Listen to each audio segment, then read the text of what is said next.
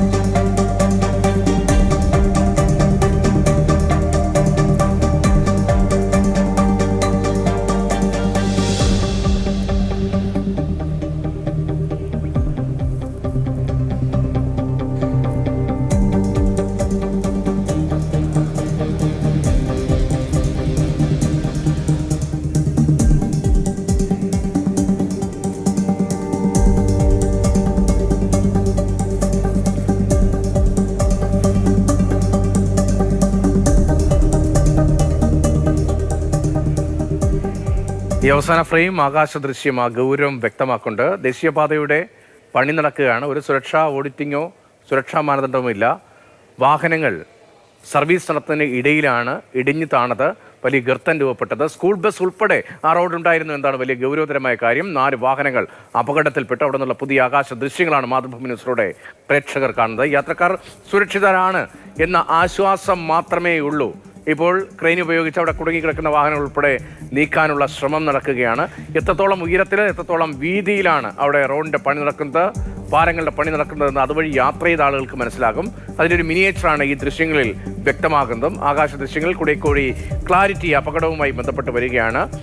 വളരെ പ്രധാനപ്പെട്ട തെക്ക് വടക്ക് കണക്ട് ചെയ്യുന്ന പാതയിൽ, ദേശീയപാതയിൽ പണികൾ നടക്കുകയാണ്. അതിനിടയിലാണ് സർവീസ് റോഡിലൂടെ വാഹന ഗതാഗതം തിരിച്ചുവിട്ടിരിക്കുന്നത്. സർവീസ് റോഡിന് സമീപത്ത് സുരക്ഷയില്ലാതെ വലിയ ഉയരത്തിലാണ് വലിയ നിർമ്മിതിയുള്ളത്. അവിടെയാണ് ഇപ്പോൾ വലിയ അപകടം. നേരത്തെ മലപ്പുറത്തും കാസർഗോഡും ഉൾപ്പെടെ ഇത്തരം അപകടങ്ങൾ ഉണ്ടായിരുന്നു. അതിന് പിന്നാലെയാണ് ഇപ്പോൾ കൊല്ലത്തും കൊട്ടിയത്തും സമാനമായ ഒരു സാഹചര്യം. കണ്ണൻ നായരുണ്ട്. കണ്ണൻ, കൂടുതൽ വിവരങ്ങൾ, ഇപ്പോഴത്തെ സാഹചര്യം. നിലവിലെ സാഹചര്യത്തിൽ ഒരു വാഹനം കൂടി മാത്രമാണ് ഈ പ്രദേശത്ത് നിന്ന് മാറ്റാനുള്ളത്. അതിനുവേണ്ടിയുള്ള ശ്രമങ്ങൾ നടത്തുകയാണ്. ആദ്യം സ്കൂൾ ബസ് മാറ്റി, അതിനുശേഷം ഇവിടെ അപകടത്തിൽപ്പെട്ട ഒരു വെറ്റിനറി ഡോക്ടറുടെ കാർ ഉണ്ടായിരുന്നു. ആ കാറ് നാട്ടുകാരെല്ലാവരും കൂടി ചേർന്ന് തള്ളി പുറത്തേക്ക് മാറ്റി. അതിനുശേഷം രജിസ്റ്റേർഡ് കാർ ഉണ്ടായിരുന്നു, ആ കാറും തള്ളി മാറ്റിയപ്പോൾ അവസാനത്തെ വാഹനം മാറ്റാൻ വേണ്ടിയുള്ള ഒരു ചുവപ്പ് തരത്തിലുള്ള മാരുതി കാറുണ്ട്. ആ കാർ മാറ്റാൻ വേണ്ടിയുള്ള ഒരു ശ്രമമാണ് നടത്തുന്നത്. ജില്ലാ കളക്ടർ അടക്കമുള്ള ഉദ്യോഗസ്ഥർ ഇവിടെ എത്തി കാര്യങ്ങൾ വീക്ഷിക്കുകയാണ്. ദേശീയപാത അതോറിറ്റിയുടെ ഉദ്യോഗസ്ഥർ നേരത്തെ തന്നെ എത്തിയിരുന്നു. അവർ പറഞ്ഞത് റോഡ് പൂർണ്ണമായും പുനർനിർമ്മിക്കും.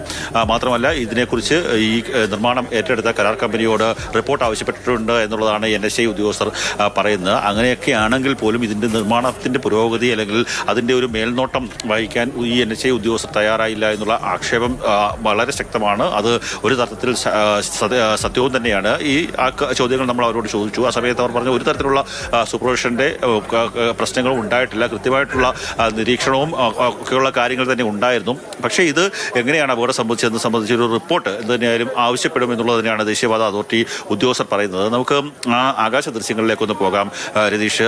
ആകാശ ദൃശ്യങ്ങൾ നോക്കുമ്പോൾ നമുക്ക് ഈ അപകടത്തിൻ്റെ വ്യാപ്തി എത്രയാണ് എന്ന് മനസ്സിലാകും. കാര്യം എത്രയോ ഉയരത്തിലാണ് ഈ മണ്ണ് ഇട്ട് നിക്ഷേപിച്ചേക്ക് ഇരിക്കുന്നത്. പക്ഷേ ആ മണ്ണിൽ ആ അപകടമുണ്ടായതിൻ്റെ ഭാഗത്തുള്ള മണ്ണ് പൂർണ്ണമായും ഭൂമിക്കടിയിലേക്ക് പോയിരിക്കുകയാണ്. അതായത് നമ്മൾ നേരത്തെ റിപ്പോർട്ട് ചെയ്തൊരു വാർത്തയുണ്ട്. അതായത് അഷ്ടമുടി കായലിലെ കായൽ മണ്ണ് മുഴുവൻ ഈ പാതയുടെ നിർമ്മാണത്തിന് വേണ്ടി ഉപയോഗിച്ചിരിക്കുകയാണ്. നമ്മൾ നേരത്തെ ചൂണ്ടിക്കാട്ടിയതാണ്. ബൈപ്പാസിലടക്കം ഈ നിൽക്കുന്ന സ്ഥലങ്ങളിലടക്കം ഒരു ഉറപ്പില്ലാത്ത മണ്ണ് ഉപയോഗിച്ചുള്ള നിർമ്മാണ പ്രവർത്തനങ്ങൾ നടത്തിയെന്ന് നമ്മൾ നേരത്തെ തന്നെ റിപ്പോർട്ട് ചെയ്തതാണ്. പക്ഷേ ആ സ്ഥലത്ത് അങ്ങനെയുള്ള സ്ഥലങ്ങളിലൊക്കെ തന്നെയാണ് മണ്ണിടിഞ്ഞ് താഴേക്ക് പോയിരിക്കുന്നത്. ഇതിൻ്റെ അപകടമുണ്ടായ ആ സ്ഥലത്തിന് തൊട്ട് സമീപത്തുകൂടി നേരത്തെ മുതലൊരു തോടുണ്ടായിരുന്നു. ആ തോട് ദേശീയപാതയ്ക്ക് കുറുകെയുള്ള തോടാണ്. ഇരുവശങ്ങളിലും വയലാണ്. ആ വയലിൻ്റെ സമീപത്തു നിന്നുള്ള വെള്ളം, ജലത്തിൻ്റെ അംശം ഈ അടിത്തട്ടിലെ മണ്ണിലെല്ലാം തന്നെയുണ്ട്. അങ്ങനെയൊക്കെ അപകടം ഉണ്ടാകാനുള്ള സാധ്യത വളരെ ഉള്ളതാണ് എന്നും ദേശീയപാത നിർമ്മിക്കുന്ന സമയത്ത് അവിടുത്തെ ഉദ്യോഗസ്ഥർക്ക് ഇവരൊക്കെ എങ്ങനെയാണ് എഞ്ചിനീയറിംഗ് പാസ്സായെന്നറിയില്ല. അങ്ങനെയുള്ള എഞ്ചിനീയർമാർ വന്നിട്ടാണ് ഇത്തരത്തിലുള്ള റോഡിൻ്റെ നിർമ്മാണ പ്രവർത്തനങ്ങൾ നടത്തിയതും. പക്ഷേ ഒരു പഞ്ചായത്ത് റോഡ് നിർമ്മിക്കുന്നതിൻ്റെ അത്രയും ഒരു മുന്നൊരുക്കം ഇതിന് നടത്തിയിട്ടില്ല. വളരെ ലാഘവത്തോടു കൂടിയാണ് ഈ നിർമ്മാണ പ്രവർത്തനം നടത്തിയെന്നുള്ള കാര്യത്തിൽ യാതൊരു സംശയവുമില്ല. വലിയ എതിർപ്പ് പല ഘട്ടങ്ങളിലും ഉയർന്നു വരുന്നുണ്ടല്ലോ. പക്ഷേ അത് ദേശീയപാതയുടെ നിർമ്മാണ പ്രവൃത്തിയല്ലേ, NHAI അല്ലേ, ഞങ്ങൾക്കെന്ത് റോൾ എന്ന സംസ്ഥാന പൊതുമരാമത്തിൻ്റെ വാദമൊക്കെ നേരത്തെ തന്നെ ചർച്ച ചെയ്ത് അതിലൊന്നും കഴമ്പില്ല എന്നത് സ്ഥിരീകരിക്കപ്പെട്ടതാണ്. എല്ലാവർക്കും റോളുണ്ട്. ഇപ്പോൾ നിർമ്മാണം ആ ചുമതല ചില കമ്പനികളെ NHAI ഏൽപ്പിച്ചുവെങ്കിലും പ്രാദേശികമായി ഉൾപ്പെടെ വലിയ ചുമതലകളും ഉത്തരവാദിത്തവും ഉള്ളതാണ്. അശാസ്ത്രീയമായ അതിവേഗത്തിലുള്ള ഒരുക്കമില്ലാത്ത നിർമ്മാണമാണ് എന്നത് എന്തുകൊണ്ടാണ് വേണ്ട തരത്തിൽ ചർച്ച ചെയ്യപ്പെടാതെ പരിഗണിക്കപ്പെടാതെ പോയത്? കണ്ണൻ, എല്ലായിടത്തും സമാനമായ അപകട സാഹചര്യം ഉണ്ട് എന്നതാണ് ഈ അപകടത്തിൽ നിന്ന് മനസ്സിലാക്കേണ്ടത്. കൊല്ലത്ത് ഒരു സംശയം വേണ്ട, കൊല്ലത്ത് മാത്രമല്ല പല സ്ഥലങ്ങളിലും സമാനമായ രീതിയിലുള്ള അപകട സാധ്യത ഉണ്ട്. നമ്മൾ നേരത്തെ കാസർഗോഡ് കണ്ടതാണ്, മലപ്പുറത്ത് കണ്ടതാണ്, ഇതേ ഇപ്പോൾ കൊല്ലത്ത് കൊട്ടിയത്ത് മൈലക്കാടും ഇങ്ങനെയുള്ള അപകടം പതിയിരിക്കുന്നു എന്ന് നമുക്ക് മനസ്സിലാകുന്നു. വാഹനം ഓടി തുടങ്ങിയിട്ടില്ല.